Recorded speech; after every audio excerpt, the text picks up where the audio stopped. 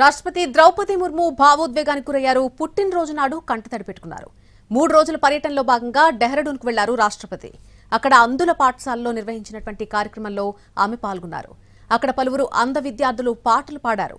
రాష్ట్రపతికి పుట్టినరోజు శుభాకాంక్షలు తెలిపారు. ఆ సమయంలో ఆమె భావోద్వేగానికి గురయ్యారు. తన ప్రజా జీవితంలో అత్యంత హత్తుకునే క్షణాల్లో ఇవి ఒకటని చెప్పారామె.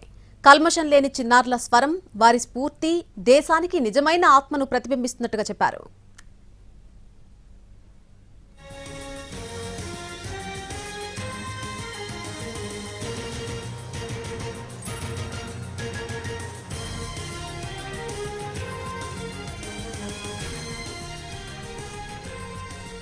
రాష్ట్రపతి ద్రౌపది ముర్ము భావోద్వేగానికి గురయ్యారు. పుట్టినరోజు ఆమె కంటతడి పెట్టుకున్నటువంటి దృశ్యాలు మనం చూసాం. 3 రోజుల పర్యటనలో భాగంగా డెహ్రాడూన్కు వెళ్లారు రాష్ట్రపతి. అక్కడ అంధుల పాఠశాలలో నిర్వహించినటువంటి కార్యక్రమంలో ఆమె పాల్గొనడం జరిగింది.